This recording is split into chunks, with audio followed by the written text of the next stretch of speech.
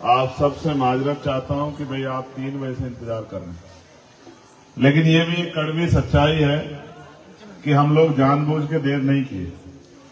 जिस गांव से जाते हैं उससे निकलने में समय लग जाता है, और चुनाव का समय आप जानते हैं, हर आदमी की जन भावनाओं का सम्मान करना पड़ता है। मैं देर से भले ही आया, लेकिन आप भरोसा करो, यहां से बाद रादौर में मेरे 4 प्रोग्राम हैं, उसके बाद मुझे 5 घंटे का सफर करना है। मैंने अपनी पूरी जिंदगी इसी काम के लिए समर्पित की है। चुनाव तो आते जाते रहेंगे, मेरा आपसे चुनावी रिश्ता नहीं।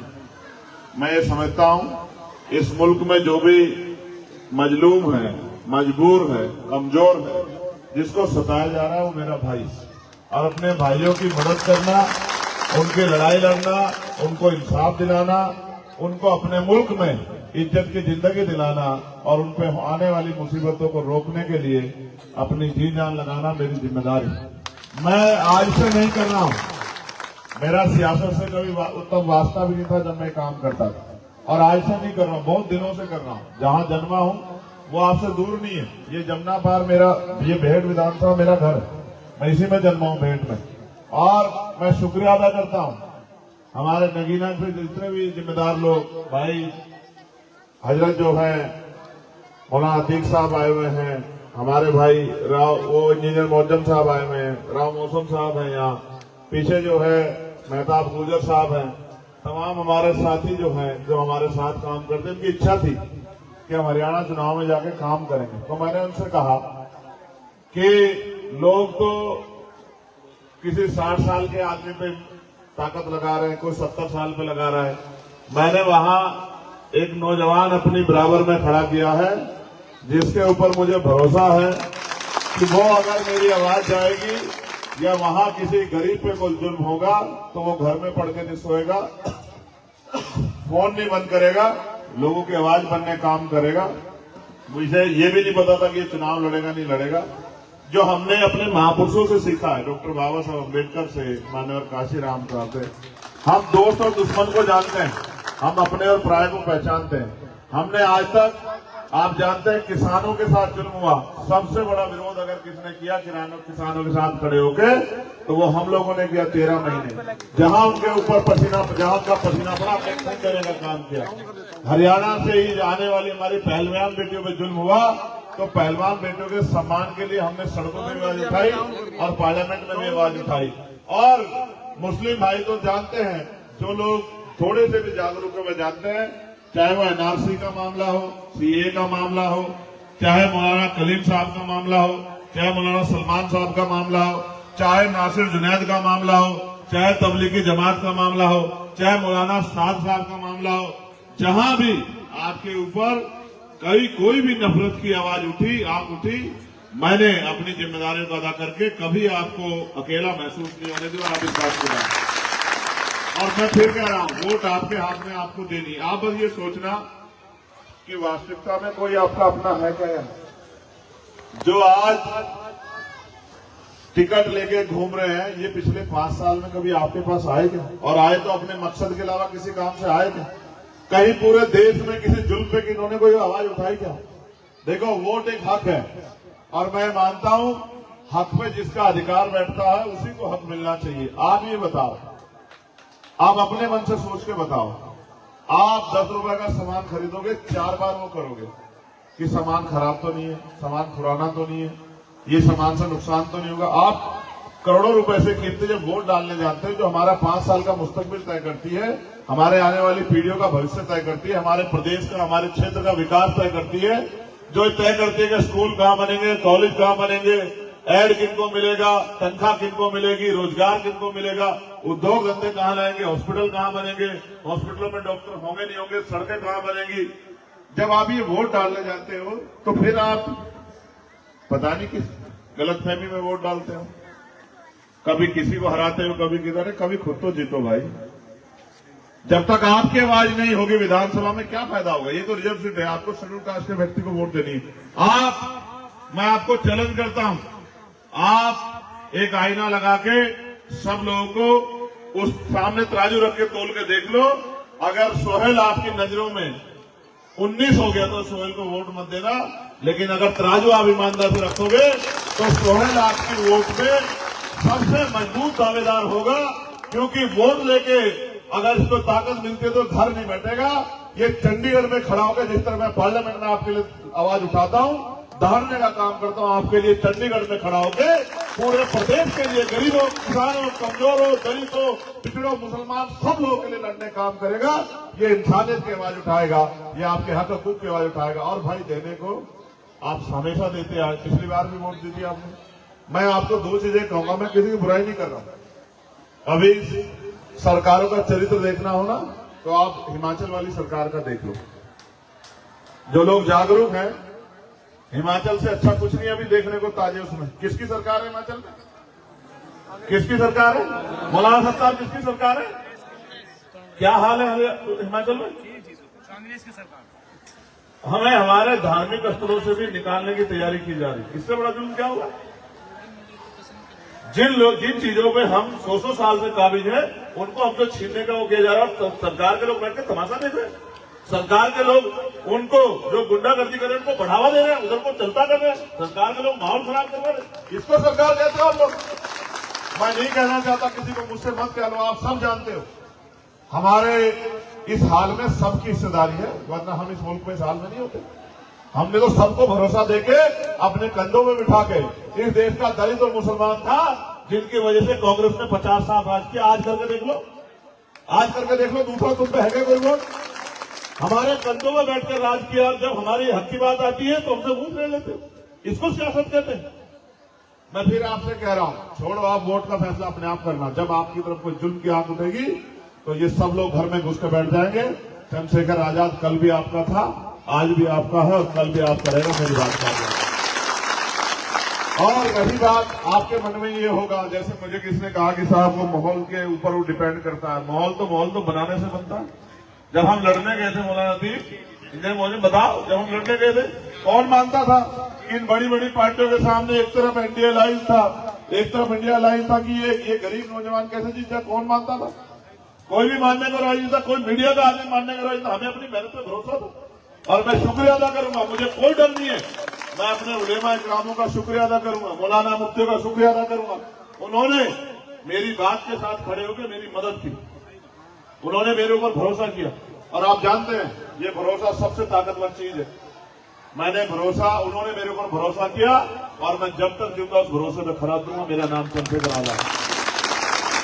और मैंने उनसे कहा था आप एक एमपी नहीं बना रहे हो, पूरे देश में अगर कहीं किसी पर जुल्म होगी तो इतने बड़े हाथ दिए मुझे भीम आर्मी के लोगों ने, इतना बड़ा संघर्ष किया भीम आर्मी के लोगों ने कि मेरी एक आवाज पे सड़कें जाम होने का काम होगी। आप अभी देख के पता करा लेना, दिल्ली में हमने जब हमारी परमिशन कैंसिल कर दी, 2 दिन में इतना बड़ा प्रोग्राम किया कि सारी पार्टियों ने दांतों तले उंगली दबा ली कि ये नौजवानों को क्या हो गया, ये चंद्रशेखर आजाद कहां से ताकत दिया है? मैं कहीं से ताकत नहीं लाया। मेरे ऊपर मेरे भाइयों का प्रेम, मेरे साथियों का सहयोग और ऊपर वाले की रहमत है। मैं इतनी जल्दी कहीं जाने वाला नहीं, घबराने की जरूरत नहीं।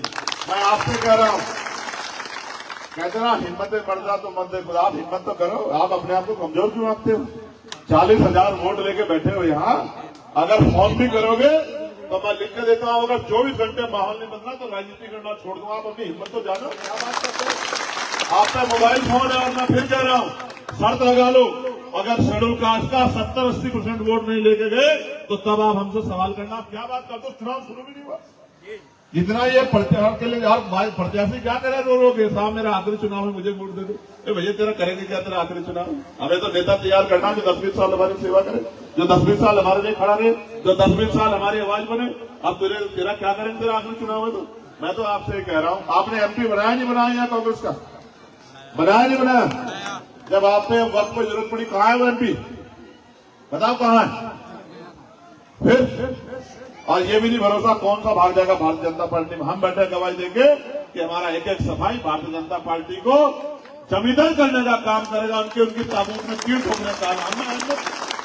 क्योंकि हम बिकाऊ लोग नहीं, हम टिकाऊ लोग और अपने दम पे और जान की परवाह नहीं करते। आप जानते हो 4 गोली खा के राजनीति नहीं कर रहा भारत की राजनीति में कोई। यहां नहीं कोई गोली चला सकता? आप बताओ मुझे, क्या कोई हमारे लोगों जैसे कपड़े पहन कर नहीं खड़ा हो सकता? इस डर को नहीं, मैं एक बार मौत आएगी, रोज नहीं मरना चाहता मैं। जब तक जिंदा हूं पूरी ताकत से, ईमानदारी से अपने ईमान पर रहकर लड़ूंगा। और मैं आपसे कह रहा हूं, आज मदद मांगने आया हूं। हो सकता है इस चुनाव में दोबारा ना आऊं मदद मांगने, क्योंकि समय नहीं है, काम बहुत है। मैं आपसे कह रहा हूं, आपने सबको अजमाया और कहते हैं अजमाए हुए को अजमाओगे तो वही मिलेगा जो मिलता है। मैं आपसे मदद मांगने आया हूं, एक बार मुझे मौका दो। अगर आप मौका नहीं दोगे तो कैसे देखोगे बताओ? हरियाणा के लोगों आप बताओ, अगर मौका नहीं दोगे तो मेरी लड़ाई को, मेरी मेहनत को कैसे देखो? अगर आप मौका दोगे तभी तो पता लगेगा ना चंद्रशेखर आज किस तरह लड़ता है। अभी आपने मेरा जोर देखा कहाँ है बताओ? अभी तो मैं आपके यहाँ आया था छतरौली में, आपके एनआरसी की एक सभा थी, उसमें आया था और मैं उस दिन चैलेंज करके कहा था कि जिसकी मां ने दूध पिया वो लागू करवा लेना, हम देख लेंगे। ठीक है, मैं तो आज आपसे कह रहा हूं, एक बार सोहेल की दिल खोल के मदद करो कि भाई ये हमारा भाई है, ये किसी धन्ना सेठ का बेटा नहीं। आप एक बार दिल खोल के इसकी मदद करो, इसके हाथ मजबूत करो और कहो कि एक सीट पे हम इसको सोहेल को इस बार ताकत देंगे, जो होगा देखा जाएगा। मैं लिख के देता हूं, एक अकेला सोहेल अगर 89 एमपीओ पे एमएलओ पे भारी नहीं पड़ा तब मुझसे आप सवाल करना। यही 6 महीने बाद आप देख लेना, और यही 6 महीने बाद आप खुद कहा करोगे, यहां से बैठ के कहा करोगे, हम घर से निकल के जाके दूसरी विधानसभाओं में जाकर कहेंगे कि अब आने वाले हर चुनाव में चंद्रशेखर आजाद को वोट देनी है, अपने भाई को ताकत देनी है। इन निकम्मों के चक्कर में नहीं पड़ जा, ये तो वोट लेके घर में घुस जाते हैं, ऐसे नेताओं की हमें जरूरत नहीं। तो शुरुआत तो करनी पड़ेगी ना। जब मकान बनाते हैं तो छत डालते हैं, पहले बुनियाद भरते हैं। बताओ क्या करते हैं, बताओ जोर से बताओ। तो बुनियाद डालोगे, आज नहीं डालोगे 5 साल बाद, तो ये तो आपको तय करना है कि मुझे धरती में गाड़ना है, मुझे बराबर में खड़ा कर, तो आपके ऊपर है। चाहे 5 साल बाद तय कर लेना, चाहे 20 साल बाद तय कर लेना, मैं तो यही हूं। अगर मैं जिंदा रहा मैं तो लड़ता रहूंगा, लेकिन आप बताओ कौन लड़ेगा लड़ाई? आज इनका भाजपा के गुंडों का सामना करने के लिए है कोई आपके पास? पूरे प्रदेश में बताओ, चैलेंज करके कह रहा हूं, है कोई एक जो आपका सामना कर ले? बताओ, फिर इनके भरोसे लड़ोगे? मैं फिर कह रहा हूं, समझदार, मुल्क में बहुत लंबी दास्तां है दुनिया में आपकी, समझदार बनो। मौके बार बार नहीं मिलते, ये मौका आया है। और मैं फिर कह रहा हूं, सोहेल ने बहुत मेहनत की है दलित समाज के लोगों के लिए। हर गांव में उसका कैडर है, हर गांव में लोग उसको जानते हैं। और हमारे नेता कमल जी ने, प्रदीप जी ने, हमारे साथियों ने गली गली जाकर मेहनत की। अगले 3-4 दिन में आप देखना, मैं तो इससे कह रहा हूं, आप भी मेरी तरफ से अपील कर दो। मैं इसको कह रहा हूं, आपके मन में जो शंका है, एक रैली करवा के कि शेड्यूल कास्ट के लोग, दलित समाज के लोग किधर हैं, पिछड़े वर्ग के लोग किधर हैं, एक रैली करवा के ये शंका भी दूर कर दे। चाहे 3 में करा ले, चाहे 1 में करा ले, इनको भी घर बैठे पता लग जाए कि इनका वोट बेकार नहीं जा रहा, इनका वोट जीत के लिए जा रहा है। एक रैली करा ले मजबूत के, और ये कमजोर लोग नहीं है, तो इनको कह दे तो ये पैसे भी देंगे तुझे चुनाव के, तो इनको हल्के में ले रहा है क्या? इनको हल्के में ले रहा है कि ये मजबूत लोग हैं। और सुन, ये इनसे ज्यादा वफादारी नहीं किसी की, जो इस देश की मिट्टी को 5 बार सलाम करते हैं ना, 5 बार सजदा करते हैं, इनसे नहीं मांग सकता कोई वफादारी का सर्टिफिकेट।